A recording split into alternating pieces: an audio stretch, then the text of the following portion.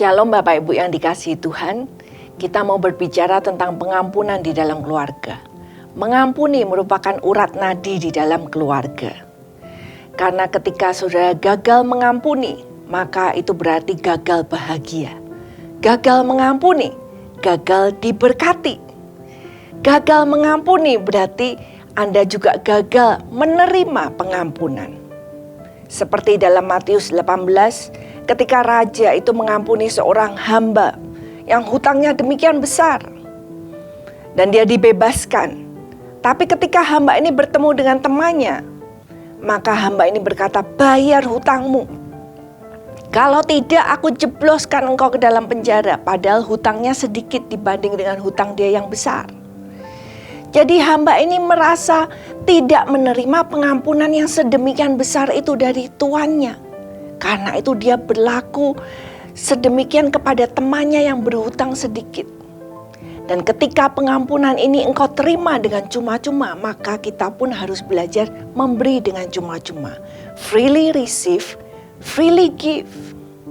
Dan di dalam keluarga ketika kita melihat pasangan, kita melihat anak-anak, kita harus juga melihat mereka seperti bagaimana Tuhan melihat mereka. Mereka adalah anak daripada Tuhan sendiri. Jadi kita tidak bisa menyakiti anaknya Tuhan. Nah, di dalam 1 Korintus 13 dikatakan, kasih tidak menyimpan kesalahan. Terjemahan yang lain mengatakan, kasih tidak memikirkan, tidak mengasumsikan yang jahat. Begitu sering dalam keluarga ketika Anda mengampuni, Anda berkata, tapi jangan lakukan lagi loh ya. Atau ketika kita mengampuni, kita berkata, ini sudah ketiga kalinya ini.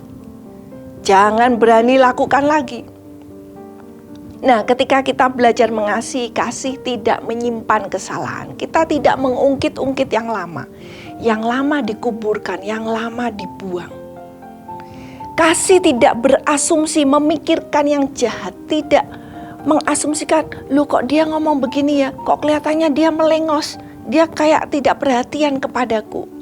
Nah, itu semua asumsi yang jahat, yang negatif. Kita harus tanggalkan.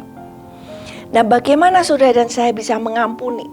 Titiknya adalah kayu salib. Semakin engkau menghayati apa artinya kayu salib pengorbanan Tuhan bagi dirimu, betapa besarnya engkau diampuni, semakin engkau bisa mengampuni.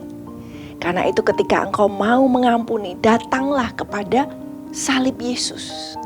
Di situ engkau akan sanggup mengampuni. Karena pengampunan ini bukanlah pilihan, tapi pengampunan merupakan ketaatan kita. Tuhan memberkati.